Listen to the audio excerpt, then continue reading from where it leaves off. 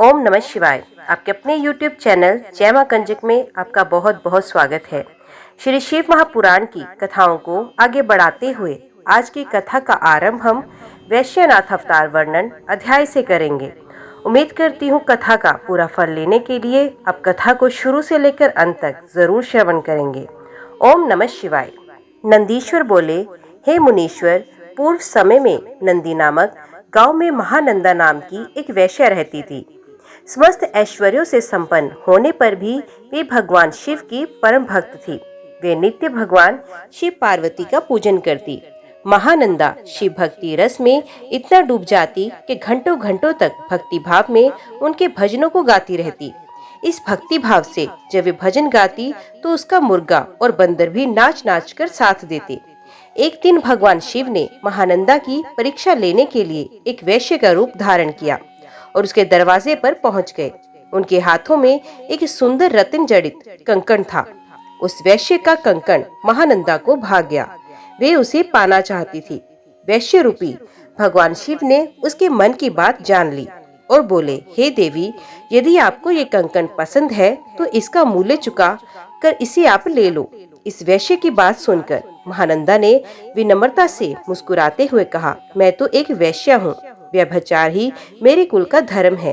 इसके अतिरिक्त मेरे पास कुछ भी नहीं। यदि आप मुझे ये कंकण देंगे तो मैं 3 दिन तक आपकी पत्नी बनकर आपके साथ निवास करूंगी। देवी महानंदा के प्रस्ताव को सुनकर वे वैश्य तैयार हो गया और कहने लगा कि सूर्य और चंद्रमा इस बात के प्रमाण हैं। अब तुम मेरे हृदय पर हाथ रखकर 3 बार ये कहो कि तुम 3 दिन तक मेरे साथ मेरी पत्नी बनकर रहोगी। महानंदा ने वैश्य के कहे अनुसार वचनों को दोहरा दिया। तत्पश्चात वैश्य ने वह सुंदर रत्न जड़ित कंकण महानंदा के हाथ में दिया और बोला, हे कांते, भगवान शिव का ये रत्न जड़ित शिवलिंग मुझे अपने प्राणों से भी प्यारा है, इसलिए तुम इसके सदैव रक्षा करना। महानंदा ने वैश्य द्वारा दिया गया ये शिवलिंग अपने माथे पर लगाया और हर हाल में उसकी रक्षा करने का आश्वासन वैश्य को दिया तथा ले जाकर अपने नाटक मंडप में रख दिया। रात में जब सब सो गए तब उस नाटक मंडप में आग लग गई। वे धू धू कर जलने लगा। महानंदा ने अपने बंदर और मुर्गे को तो बचा लिया, परंतु भगवान शिव के रत्न जड़ित सुंदर लिंग को जो वैश्य ने उसे संभाल कर रखने के लिए दिया था ना बचा सकी। वे आग में जलकर नष्ट हो गया। ये देखकर वे वैश्य और महानंदा बहुत दुखी हुए। उस वैश्य ने कहा, हे नंदे, ये शिवलिंग मुझे अपने प्राणों से भी अधिक प्रिय था। जब शिवलिंग जल गया तो मैं अब क्या करूंगा। महानंदा के बहुत समझाने पर भी वैश्य नहीं माना और उसने अपने शरीर को अग्नि की भेंट कर दिया। ये देखकर महानंदा को बहुत दुख हुआ कि मेरी असावधानी के कारण उस वैश्य के प्राण चले गए। मेरे ही कारण एक परम शिव भक्त मर गया। ये सोच सोचकर नंदा पागल हुई जा रही थी। उसे याद आया कि उसने वैश्य से 3 दिन तक उसके साथ रहने का वचन दिया था। तब महानंदा ने अपना सारा धन, रत्न, आभूषण आदि सभी बहुमूल्य वस्तुएं आदि प्रसन्नता से ब्राह्मण को दान कर दिए और स्वयं उस वैश्य की चिताग्नि में कूदने लगी। परंतु इससे पहले कि महानंदा उस अग्नि में प्रवेश करती, वहां भगवान शिव प्रकट हुए। भगवान शिव को साक्षात अपने सामने पाकर नंदा स्तब्ध रह गई और एकटक उन्हें देखने लगी। उसकी आंखों से आंसू बहने लगे। कुछ क्षण पश्चात जैसे ही उसे ध्यान आया, उसने भगवान शिव के चरण पकड़ लिए और उनकी स्तुति करने लगी। तब प्रसन्न होकर महादेव जी बोले, नंदा, मैं तुम्हारी सत्यता, धर्म, धैर्य और निश्चल भक्ति भावना से बहुत प्रसन्न हूँ। मैंने ही वैश्य रूप धारण करके तुम्हारी परीक्षा ली थी, जिसमें तुम सफल हुई। मांगो, क्या मांगना चाहती हो। तब महानंदा बोली, भगवान, मैं और मेरे सभी साथी आपके दर्शनों से धन्य हो गए। इससे अधिक हमें कुछ नहीं चाहिए। हाँ, यदि फिर भी आप देना चाहते हैं तो अपने चरणों में थोड़ा सा स्थान दे दीजिए। ये सुनकर शिवजी ने प्रसन्नता पूर्वक महानंदा को शिवलोक भेज दिया। नंदीश्वर बोले, हे तात, भद्रायु राजा, जिस पर भगवान शिव ने ऋषभ रूप में कृपा की थी, की परीक्षा लेने के लिए भगवान शिव ने द्विजेश्वर अवतार धारण किया था। ऋषभ के प्रभाव से अपने शत्रु पर विजय पाकर भद्रायु सिंहासन पर आरूढ़ हुए। उन्होंने राजा चंद्रागन की पुत्री सीमंतनी से विवाह किया। एक समय राजा भद्रायु वसंत ऋतु में अपनी पत्नी सीमंती के साथ विहार करने गए। तब भगवान शिव पार्वती उस दंपति की धर्म निष्ठा की परीक्षा लेने हेतु उस वन में पहुंचे। महान लीलाधारी भगवान शिव और पार्वती जी ने ब्राह्मण ब्राह्मणी का रूप धारण किया और अपनी माया से रचित सिंह से भयभीत होते हुए राजा भद्रायु की शरण में गए। उनसे अपनी प्राण रक्षा के लिए प्रार्थना की। उस ब्राह्मण दंपति की रक्षा हेतु राजा भद्रायु ने तुरंत धनुष बाण उठा लिया और बाणों से उसे घायल करना चाहा, परंतु उस सिंह पर कोई प्रभाव नहीं पड़ा। उसने झपट कर ब्राह्मणी को पकड़ लिया। वे बहुत चीखी चिल्लाई, परंतु सिंह ब्राह्मणी को बलपूर्वक घसीटता हुआ भाग गया। अपनी पत्नी को सिंह द्वारा ले जाने पर ब्राह्मण दुखी हुआ और रोने लगा और राजा भद्रायु से बोला, हे राजन, आपके बड़े बड़े आयुध कहाँ हैं? तुम्हारे पराक्रम का क्या फल है? क्या आप जंगली जानवरों के आघातों से भी दुखियों की रक्षा नहीं कर सकते? दीन दुखियों की रक्षा करना राजा का परम धर्म होता है। फिर आपने अपने क्षत्रिय धर्म का पालन क्यों नहीं किया? आपने अपने कुल का धर्म ही नष्ट कर दिया। जो दुखी और शरणागतों की रक्षा नहीं कर सकता, उसे जीने का कोई अधिकार नहीं। कृपण, अनाथ और दीन दुखी की रक्षा करने में असमर्थ मनुष्य को जहर खा लेना चाहिए या अग्नि में जल जाना चाहिए। उस ब्राह्मण द्वारा कही गई बातें सुनकर राजा भद्रायु को बहुत दुख हुआ। वे अपने दुर्भाग्य को याद करके शोक में डूब गया। उसने सोचा, आज मेरा पौरुष नष्ट हो गया। आज मैं एक असह्य ब्राह्मणी की रक्षा नहीं कर सका, इसलिए मुझे घोर पाप लगेगा। मेरे कारण ब्राह्मण भी शोकाकुल हो गया है। उसकी स्त्री को भी सिंह ले गया। पता नहीं उसने उसका क्या किया होगा। मुझे अपने पापों को कम करने के लिए इस ब्राह्मण देवता को प्रसन्न करना होगा। ये सोचकर राजा भद्रायु उस ब्राह्मण के चरणों में गिर पड़े और बोले, हे ब्राह्मण, मुझे क्षमा करे। मैं आपकी पत्नी की रक्षा नहीं कर सका। मैं अपना राजपाट सब आपके चरणों में न्यौछावर करता हूँ। ये सुनकर वह ब्राह्मण बोला, भला मैं ठहरा भिक्षा मांगने वाला एक ब्राह्मण, मैं तुम्हारे राजपाट का क्या करूँगा? इसलिए यदि तुम वाकई मुझे कुछ देना चाहते हो तो अपनी पत्नी मुझे दे दो। ब्राह्मण की बात सुनकर राजा भद्रायु ने कहा, ब्राह्मण, पराई स्त्री का उपभोग तो महापाप है, उसका प्रायश्चित भी नहीं हो सकता। तब ब्राह्मण ने कहा, राजन, मैं तो बड़े से बड़े पाप में मैं को अपनी तपस्या से पल भर में नष्ट कर सकता हूँ। तब भद्रायु ने सोचा कि मुझे ब्राह्मण को अपनी स्त्री दान करके शीघ्र ही अग्नि में प्रवेश कर जाना चाहिए। तत्पश्चात राजा भद्रायु ने अपनी पत्नी उस ब्राह्मण को सौंप दी। उसके बाद उन्होंने अग्नि प्रज्वलित की और स्नान कर देवताओं को प्रणाम करने के पश्चात उस अग्नि की 3 बार परिक्रमा की। फिर त्रिलोकीनाथ के भगवान शिव का ध्यान करने लगे और उन्हीं का स्मरण करते हुए जैसे ही वे अग्नि में प्रवेश करने लगे, वैसे ही द्विजेश्वर रूपधारी भगवान शिव वहां प्रकट हुए। भगवान शिव के 5 मुख, 3 नेत्र, पिनाक और चंद्रकलाधारी सुंदर रूप स्वरूप, जो कि करोड़ों सूर्यों के समान प्रकाशित था, देखकर राजा भद्रायु आनंद मगन हो उठे। उन्होंने दोनों हाथ जोड़कर शिव जी को प्रणाम किया और उनकी स्तुति करने लगे। राजा भद्रायु की स्तुति सुनकर भगवान शिव पार्वती बोले, हे भद्रायु, तुम्हारी शिव भक्ति से मैं प्रसन्न हूँ। तुमने सदा मेरा भक्ति भाव से पूजन किया। अब तुम अपनी पत्नी सहित मुझसे वर मांगो। आज मैं तुम्हारी मनोवांछित अभिष्ट वस्तु प्रदान करूंगा। मैंने ही तुम्हारी परीक्षा लेने हेतु ब्राह्मण का रूप धारण किया। ब्राह्मणी के रूप में स्वयं देवी पार्वती थी और वे सिंह मायावी था। तुम अपनी परीक्षा में सफल हुए। कहो, क्या चाहते हो? भगवान शिव के ये उत्तम वचन सुनकर राजा भद्रायु बोले, हे देवादिदेव भगवान शिव, आप सबके परमेश्वर हैं। आपके स्वरूप के साक्षात दर्शन पाकर मैं धन्य हो गया।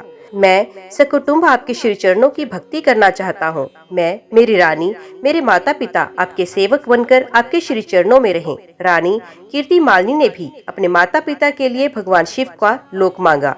दोनों को वरदान देकर महादेव जी पार्वती जी के सहित अंतर्ध्यान हो गए। राजा रानी अपने नगर लौट आए। फिर 10,000 वर्षों तक राज्य करने के पश्चात वे दोनों भगवान शिव के धाम को गए।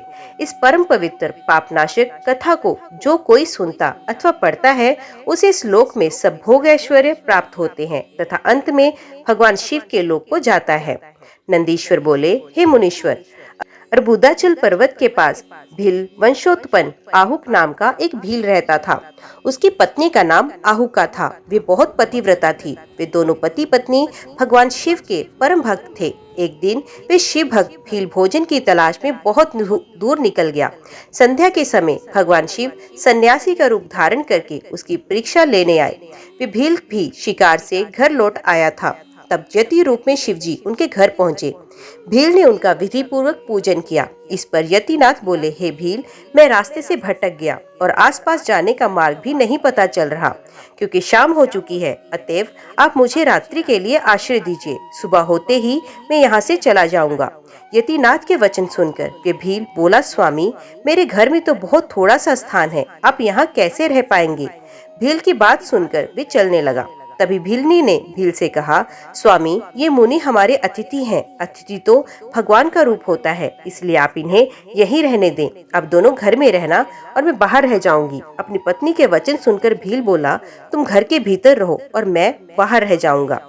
ये कहकर भी भील घर से बाहर आ गया और बैठ गया।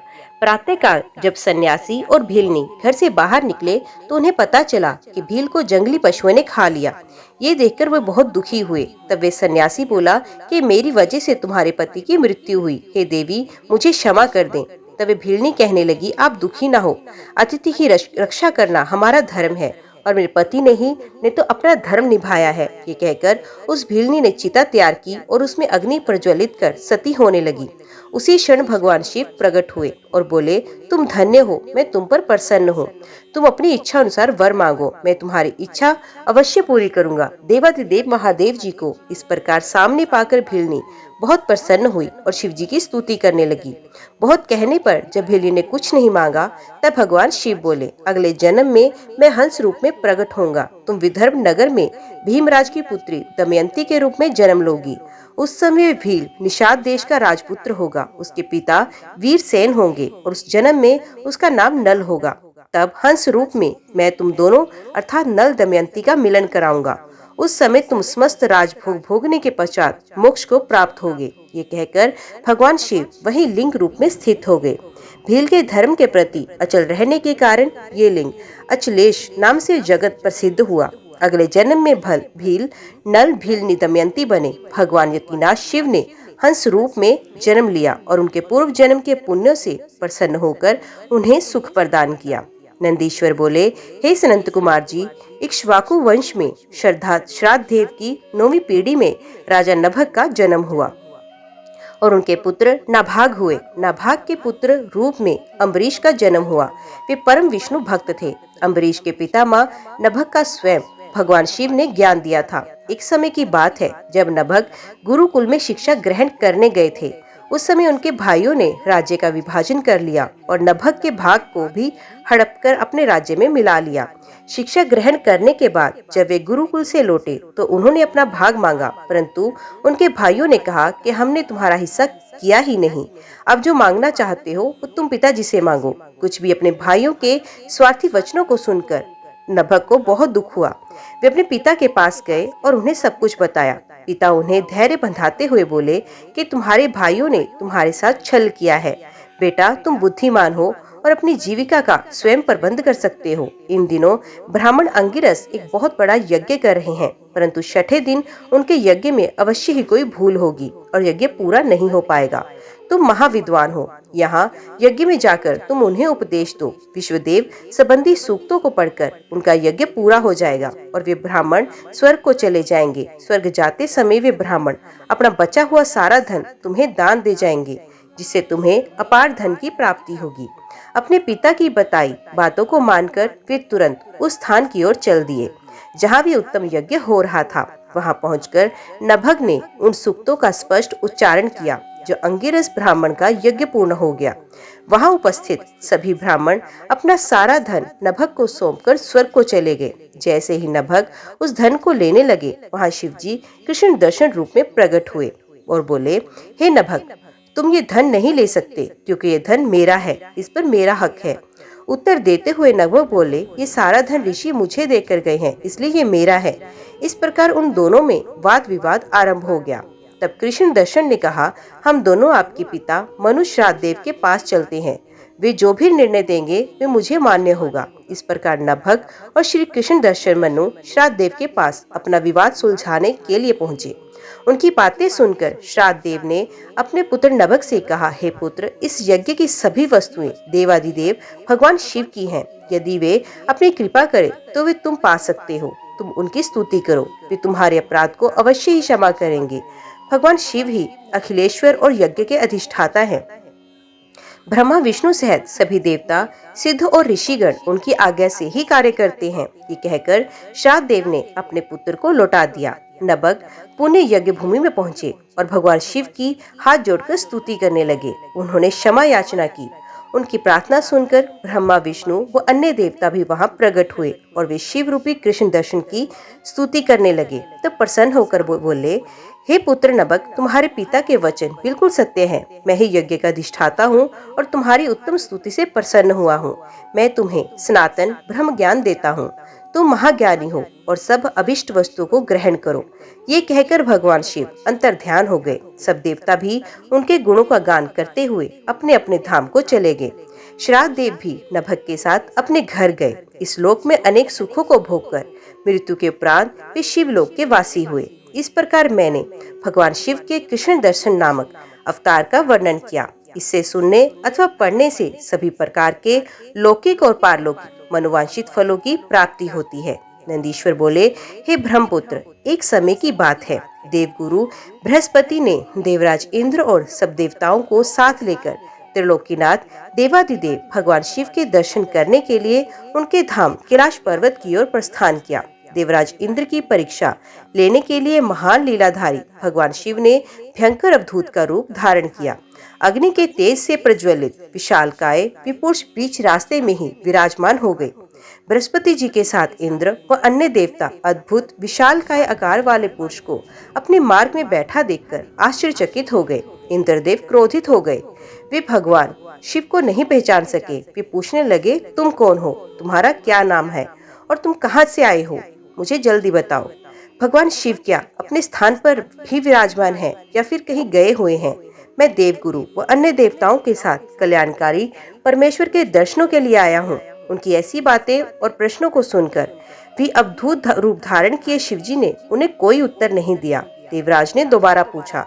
शिवजी फिर चुप हो गए। देवराज इंद्र के बार बार पूछने पर भी महायोगी शिवजी कुछ नहीं बोले। तब देवराज अपने ऐश्वर्य के घमंड के कारण क्रोधित हो उठे और जोर से चिल्लाते हुए बोले, ओ मूर्ख, मेरे बार बार पूछने पर भी तू कोई उत्तर क्यों नहीं देता? अब मैं तुझे तेरी करने का फल तो देता हूँ और तुझ पर अपने वज्र का प्रहार करता हूँ। देखता हूँ तुझे मुझसे आज कौन बचाता है। ये कहकर देवराज इंद्र ने अपने हाथ में वज्र उठा लिया और शिवजी पर प्रहार करने लगे। लेकिन भगवान शिव ने इंद्र को वहीं जड़कर रख दिया। उनका हाथ अपने स्थान से हिल ना सका। अब तो इंद्र क्रोध में अपना आपा खो बैठे। ये दृश्य देखकर देवगुरु बृहस्पति भगवान शिव को तुरंत पहचान गए।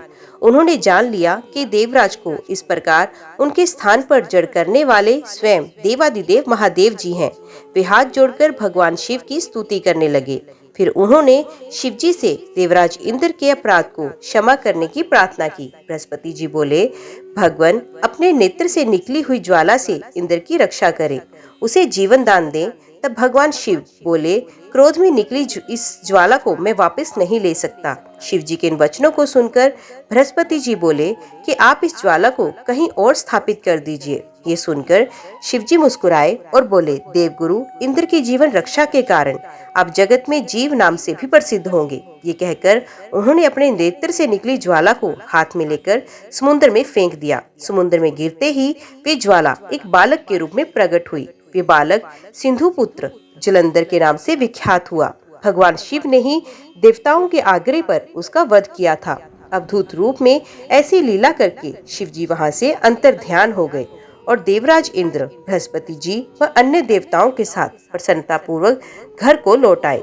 नंदीश्वर बोले, हे मुनिश्रेष्ठ, विदर्भ नाम के एक नगर में सत्यरथ नामक राजा का राज्य था। वे भगवान शिव का परम भक्त था। एक बार उसके नगर पर उसके शत्रुओं ने आक्रमण किया। राजा सत्यरथ ने अपने शत्रुओं का सामना बहुत दृढ़ता से किया, परंतु वे युद्ध में हार गया। उसके शत्रुओं ने उसे मार डाला। राजा के मारे जाने पर सारी सेना भयभीत होकर तितर बितर हो गई। उस समय विदर्भ नरेश की पत्नी गर्भवती थी। जब रानी को सारी बातें ज्ञात हुई तो अपने प्राणों की रक्षा के लिए उसने रात में ही नगर छोड़ दिया। भगवान शिव का स्मरण करते हुए रानी पूर्व दिशा की ओर चल गई। बहुत दूर जाकर एक सरोवर के निकट एक सघन वट वृक्ष के नीचे अपनी कुटिया बनाकर वे रहने लगी। उसी स्थान पर रानी ने एक दिव्य बालक को जन्म दिया। एक दिन रानी अपने पुत्र को कुटिया में ही लिटाकर सरोवर में जल लेने गई तो वहाँ उसे एक घड़ियाल ने पकड़ लिया। उधर वे बालक अकेला पड़ा, भूखा प्यासा और व्याकुल होकर जोर जोर से रोने लगा। उस बालक को रोता देखकर भक्त वत्सल दयालु भगवान शिव को उस पर दया आई। उन्होंने एक गरीब ब्राह्मणी को प्रेरित कर उस स्थान पर भेजा। वे विधवा ब्राह्मणी उस स्थान पर पहुंची जहां वे बालक रो रहा था। उसको देखकर ब्राह्मणी का दिल द्रवित हो उठा। वे उस बालक के विषय में सोचने लगी कि अब इस बालक का क्या होगा। तभी भगवान शिव स्वयं भिक्षुक का रूप धारण कर वहां आए और बोले, हे ब्राह्मणी, अपने मन में आने वाली शंका को दूर करो। इस छोटे से बालक को उठा लो और इसे अपना पुत्र मानकर इसका पालन करो। तब उनके वचन सुनकर वे ब्राह्मणी बोली, ब्राह्मण, मैं तो स्वयं इस बालक को पालने के बारे में ही सोच रही थी, परंतु मेरा मन शंकित था। अब आपने मेरी दुविधा दूर कर दी। अब मैं अवश्य ही इस बालक की माता बनकर इसे पालूंगी। पर मैं आपसे इतना जानना चाहती हूँ, आप कौन है और कहाँ से आए हैं? ये बालक किसका है और इस सुनसान जंगल में कैसे आया? भिक्षुवर, आपको देखकर मेरा मन बार बार ये कह रहा है कि आप दया और करुणा के सागर भगवान शिव हैं, जो अपने भक्त की रक्षा के लिए यहाँ आए हैं। मैं भी आपकी माया से मार्ग में भटक कर यहाँ आ गई। मैं जानती हूँ कि आपकी कृपा से इसका अवश्य ही कल्याण होगा। से उस गरीब ब्राह्मणी की बातें सुनकर भिक्षु रूप धारण किए हुए भगवान शिव बोले, हे ब्राह्मणी, ये बालक विदर्भ नगर के नरेश सत्यरथ का पुत्र है, जिसे उसके शत्रुओं ने युद्ध में हराकर मौत के घाट उतार दिया। सत्यरथ की गर्भवती पत्नी नगर से भागकर यहाँ आई। इस बालक को जन्म देने के पश्चात वे सरोवर में जल पीने गई तो वहीं उसे घड़ियाल ने अपना आहार बना लिया। शिव जी के वचनों को सुनकर ब्राह्मणी फिर प्रश्न करती हुई बोली, भगवान, किस कारण से ये बालक अनाथ और बंधुहीन हो गया? बालक के पिता सत्यरथ को शत्रु ने क्यों मार दिया? किस लिए शिशु की माता को घड़ियाल ने खा लिया? मेरा स्वयं का पुत्र भी गरीब और निर्धन है, भला इसको कैसे सुख प्राप्त होगा? ब्राह्मणी के इन प्रश्नों को सुनकर भक्तवत्सल भगवान शिव अपने उसी भिक्षुक रूप में बोले, हे देवी, राजा सत्यरथ अपने पूर्व जन्म में पांडे देश के श्रेष्ठ राजा थे। वह सदैव शिव धर्म का पालन करते और भक्ति भाव से उनकी आराधना करते थे। एक दिन प्रदोष काल में जब राजा भगवान शिव का पूजन कर रहे थे, उसी समय नगर में कोलाहल मचा। राज्य में विद्रोह फैलने की आशंका से राजा ने पूजा बीच में ही छोड़ दी। सैनिकों ने जिसे राजद्रोही के रूप में राजा के सामने ला खड़ा किया, वे कोई और नहीं, उसी राज्य का एक सामंत था। उसे देखकर पांडे राज क्रोध में अपना आपा खो बैठे और उस सामंत का सर कटवा दिया। प्रदोष पूजन के नियम को समाप्त किए बिना राजा ने भोजन भी कर लिया। इसी तरह राजकुमार ने भी प्रदोष पूजन किए बिना भोजन कर लिया और सो गया। वे पांडे राज इस जन्म में विदर्भ राज हुआ। प्रदोष में शिव पूजन को बीच में छोड़ देने की वजह से उसका वध कर दिया गया और पूर्व जन्म का उसका पुत्र इस जन्म में भी उसका पुत्र बनकर जन्मा। शिव पूजन बिना खा पी कर सो जाने के कारण वे दरिद्रता में घिरा हुआ है। इसकी माता ने भी पूर्व जन्म में छल से अपनी सौतन को मार दिया, इसलिए उसे भी घड़ियाल ने खा लिया। तुम्हारा पुत्र पूर्व जन्म में ब्राह्मण था और महादानी था, परंतु इसने कोई यज्ञ कर्म नहीं किए, इसी कारण इसे भी दरिद्रता का दंड मिला। इन दोनों पुत्रों के दोषों को दूर करने के लिए तुम भगवान शिव की शरण में जाओ, वे तुम सबका कल्याण करेंगे। ब्राह्मणी को सब कुछ बताकर भगवान ने अपना सत्य रूप उन्हें दिखाया। साक्षात भगवान शिव के दर्शन कर ब्राह्मणी कृतार्थ हो गई और हाथ जोड़कर शिव जी की स्तुति करने लगी। तब आशीर्वाद देकर महादेव जी अंतर्ध्यान हो गए। तत्पश्चात वे ब्राह्मणी उस बालक को अपने साथ ले गई। फिर वे अपने पुत्रों के साथ एक चक्र नामक गांव में रहने लगी। अपने दोनों पुत्रों का लालन पालन करने लगी। समय आने पर ब्राह्मणों ने उनका यज्ञोपवीत संस्कार किया। दोनों शांडिल्य मुनि के उपदेश सुनते और शिव जी की आराधना करते। समय बीतता गया, दोनों पुत्र बड़े हो गए। एक दिन ब्राह्मणी पुत्र को नदी में स्नान के लिए ले जाते समय सोने से भरा कलश मिला। उस सोने के कलश से उनकी गरीबी दूर हुई। फिर भी वे नियम से शिव की पूजा करते रहे। एक दिन वे वन में गए। वहाँ एक गंधर्व कन्या अपने पिता के साथ आई और वे राजकुमार पर मोहित हुई। उसके पिता ने उसका विवाह राजकुमार से कर अपना राज्य उसे सौंप दिया। ब्राह्मणी वहाँ की राजमाता हुई और ब्राह्मण पुत्र उसका भाई। अब वे सब लोग प्रसन्नता पूर्वक राज सुख भोगने लगे। भगवान शिव का भिक्षुवर्य अवतार पुरुषार्थ का साधक और अभीष्ट फल देने वाला है। ओम नमः शिवाय। आज की वीडियो में इतना ही। उम्मीद करती हूँ वीडियो आपको पसंद आई होगी। वीडियो पसंद आई हो तो वीडियो को लाइक और चैनल को सब्सक्राइब जरूर कीजिएगा। ओम नमः शिवाय लिखकर कमेंट बॉक्स में अपनी हाजिरी जरूर लगवाइएगा। तो मिलते हैं अगले अध्याय के साथ, तब तक के लिए देखते व सुनते रहिए। जय मां कंजक, जय माता दी।